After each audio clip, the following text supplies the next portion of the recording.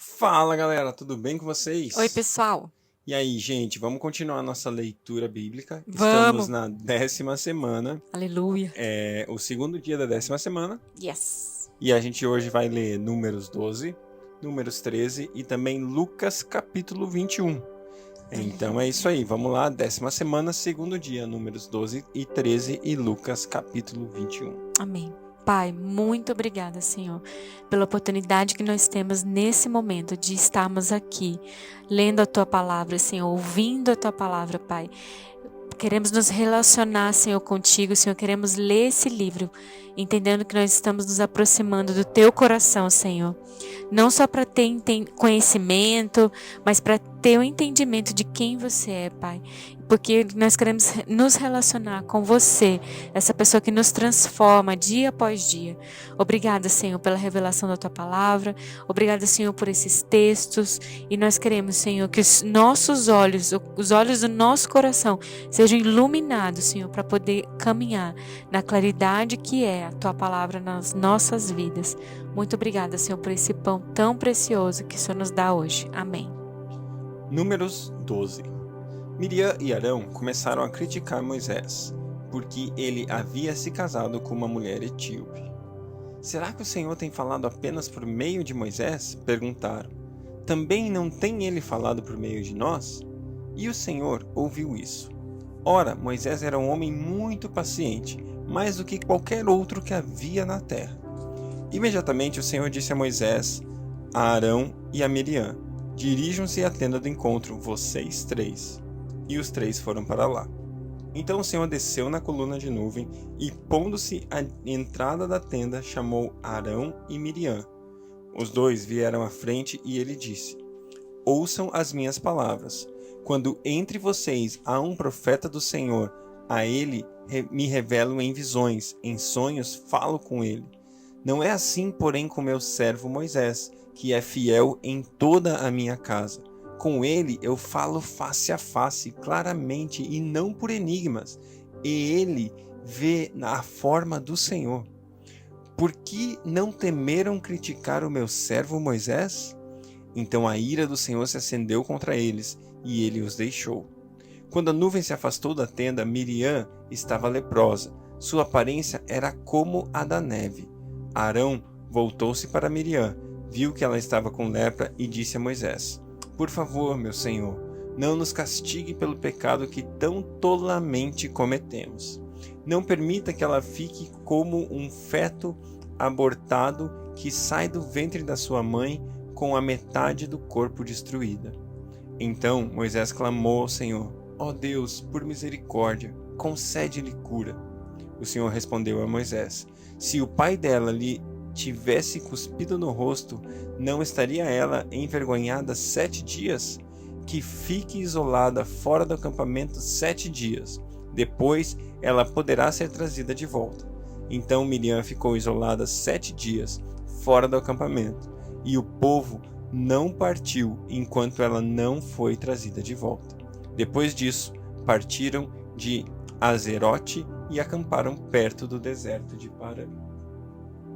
Números 13. E o Senhor disse a Moisés: envie alguns homens em missão de reconhecimento à terra de Canaã, terra que dou aos israelitas. Envie um líder de cada tribo dos seus antepassados.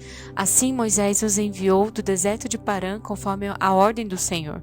Todos eles eram chefes dos israelitas.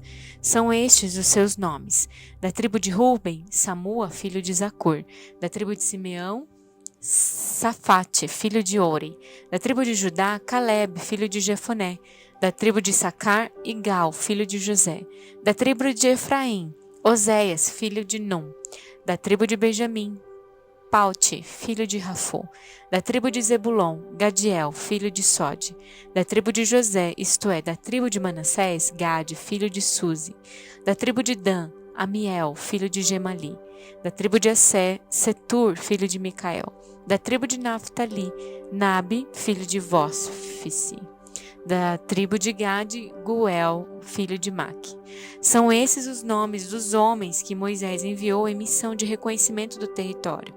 A Oséias, filho de Num, Moisés deu o nome de Josué. quando Moisés os enviou para observarem Canaã, disse: subam pelo Neguebe e prossigam até a região montanhosa. Vejam como é a terra e se o povo que vive lá é forte ou fraco, se são muitos ou poucos, se a terra em que habitam é boa ou ruim, se as cidades em que vivem são cidades sem muros ou fortificadas, se o solo é fértil ou pobre, se existe ali floresta ou não. Sejam corajosos. Tragam alguns frutos da terra.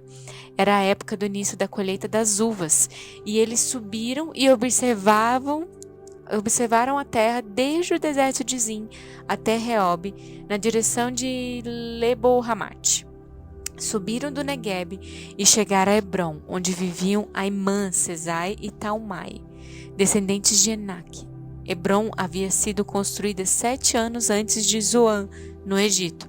Quando chegaram ao vale de Escol, cortaram um ramo da qual pendia um único cacho de uva, e 2 deles carregaram o cacho, pendurado numa vara.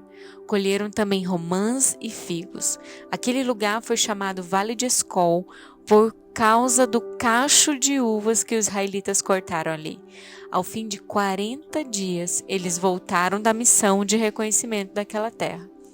Eles então retornaram a Moisés e a Arão e a toda a comunidade de Israel em Cádiz, no deserto de Parã, onde prestaram relatório a eles e a toda a comunidade de Israel, e lhes mostraram os frutos da terra. E deram o seguinte relatório a Moisés: entramos na terra a qual você nos enviou, onde há leite e mel com fartura. Aqui estão alguns frutos dela.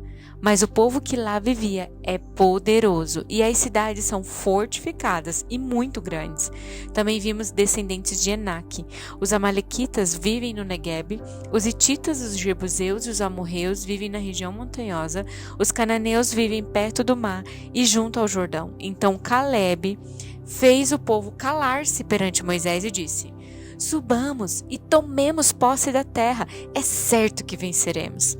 Mas os homens que tinham ido com ele disseram: não podemos atacar aquele povo, é mais forte do que nós. E espalharam entre os israelitas um relatório negativo acerca daquela terra e disseram: a terra para a qual fomos em missão de reconhecimento devora os que nela vivem. Todos os que vimos são de grande estatura. Vimos também os gigantes, os descendentes de Enaque, diante de quem parecíamos gafanhotos, e nós a eles. Esse texto é incrível, eu amo essa leitura, eu amo esse texto onde a gente consegue entender algumas coisas a respeito da maneira de Deus. Primeira coisa, Deus tem para mim e Deus tem para você promessas. Deus nos prometeu muitas coisas na minha, na sua vida. E todas essas promessas, elas vêm até nós, ou elas nos são dadas, mas nós precisamos entender que para conquistar a promessa é necessário passar por um processo. Sim, e nesse processo muitas vezes a nossa visão pode se tornar turva, muitas vezes as dificuldades podem se apresentar, assim como eles viram as dificuldades diante daquilo que havia sido prometido a eles. Uma coisa que é fácil notar nesse texto é que a promessa de Deus é fiel, é verdadeira, dá para mim e dá para você nos colocar a confiança da nossa vida sobre a palavra de Deus ou sobre a promessa de Deus, porque de fato, assim que o povo entrou na terra, eles viram um lugar que mana leite e mel, eles viram cachos de uva tão grandes que era necessário 2 homens para carregá-lo, eles viam abundância, eles viram a promessa de Deus, era verdade. Aquilo que Deus prometeu para mim e prometeu para você é verdade. E existe o processo de conquistar, o processo de entrar, que não significa que vai ser simples, não significa que vai ser fácil, não significa que vai ser tudo suave. Muito pelo contrário, a gente vai continuar lendo aqui, nós vamos ver guerras e batalhas que esse povo passou para conquistar a terra. Mas uma coisa é fato, eles tinham algo para conquistar. E essa conquista é o terceiro aspecto que eu quero falar. Quando nós conquistamos aquilo, é precioso. Você já parou para pensar que tamanho era a casa do gigante? Que tamanho era a cama do gigante? Que tamanho era a região onde o gigante vivia? Se você tem a mentalidade igual a minha, você com certeza está imaginando, era grande. era magnífico, era maior do que o normal, era especial, era grande. E a promessa e a palavra de Deus para mim, a palavra de Deus para você é: Deus tem coisas grandes para mim e para você. Deus tem coisas especiais para mim e para você. Deus tem coisas que, se a gente olhar, talvez à primeira vista, pode parecer muito difícil, pode parecer muito complicado. Mas quando nós cremos na promessa, passamos pelo processo e conquistamos aquilo, nós vamos desfrutar das grandes coisas que Deus tem para mim e das grandes coisas que Deus tem para você. Lucas, capítulo 21. Jesus olhou e viu os ricos colocando suas contribuições nas caixas de oferta.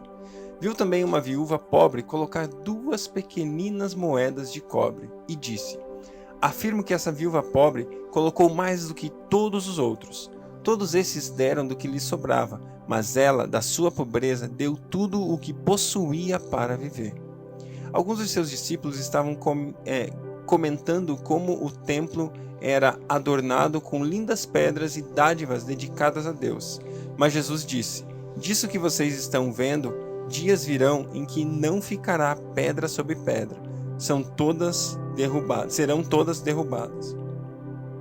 Mestre, perguntaram eles, quando acontecerão essas coisas? E qual será o sinal de que elas estão prestes a acontecer? Ele respondeu: cuidado para não serem enganados, pois muitos virão em meu nome dizendo: sou eu, e o tempo está próximo. Não os sigam. Quando ouvirem falar de guerras e rebeliões, não tenham medo. É necessário que primeiro aconteçam essas coisas, mas o fim não virá imediatamente. Então lhes disse: nação se levantará contra nação e reino contra reino. Haverá grandes terremotos, fomes e pestes em vários lugares, e acontecimentos terríveis e grandes sinais provenientes do céu. Mas antes de tudo isso, prenderão e perseguirão vocês. Então eles os entregarão às sinagogas e prisões, e vocês serão levados à presença de reis e governadores, tudo por causa do meu nome. Será para vocês uma oportunidade de dar testemunho, mas convençam-se de uma vez que não devem preocupar-se com o que dirão para se defender, pois eu lhes darei a palavra e sabedoria e que nenhum dos seus adversários será capaz de resistir ou contradizer. Vocês serão traídos até por pais, irmãos, parentes e amigos, e eles entregarão alguns de vocês à morte. Todos odiarão vocês por causa do meu nome. Contudo, nenhum fio de cabelo da cabeça de vocês se perderá. É perseverando que vocês obterão vitória. Quando virem Jerusalém rodeada de exércitos, vocês saberão que sua devastação está próxima. Então, os que estiverem na Judéia, fujam para os montes, e os que estiverem na cidade, saiam, e os que estiverem no campo, não entrem na cidade, pois estes são os dias da vingança, em cumprimento a tudo que foi escrito. Como serão terríveis aqueles dias para as grávidas e para as que estiverem amamentando. Haverá grande aflição na terra e ira contra o povo. Cairão pela espada e serão levados como prisioneiros para todas as nações. Jerusalém será pisada pelos gentios, até que os tempos deles se cumpram. Haverá sinais no sol, na lua e nas estrelas. Na terra as nações estarão em angústia e perplexidade com o bramido e agitação do mar. Os homens desmaiarão de terror, apreensivos com o que estará sobrevindo ao mundo. Os poderes celestiais serão abalados. Os poderes celestes serão abalados. Então se verá o Filho do Homem vindo numa nuvem com poder e glória. Quando começarem a acontecer essas coisas, levantem-se e ergam a cabeça, porque está próxima a redenção de vocês. Ele lhes contou essa parábola. Observe a figueira e todas as árvores. Quando elas brotam, vocês mesmos percebem e sabem que o verão está próximo. Assim também, quando virem essas coisas acontecendo, saibam que o reino de Deus está próximo. Eu asseguro a vocês que não passará essa geração até que todas estas coisas aconteçam. Os céus e a terra passarão, mas as minhas palavras jamais passarão. Tenham cuidado para não sobrecarregar o coração de vocês de libertinagem, bebedeira e ansiedades da vida, e aquele dia venha sobre vocês inesperadamente, porque ele virá sobre todos os que vivem na face de toda a terra. Estejam sempre atentos e orem para que vocês possam escapar de tudo o que está para acontecer e estar em pé diante do Filho do Homem. Jesus passava o dia ensinando no templo e, ao entardecer, saía para passar a noite no monte chamado das Oliveiras. Todo o povo ia de manhã cedo ouvi-lo no templo.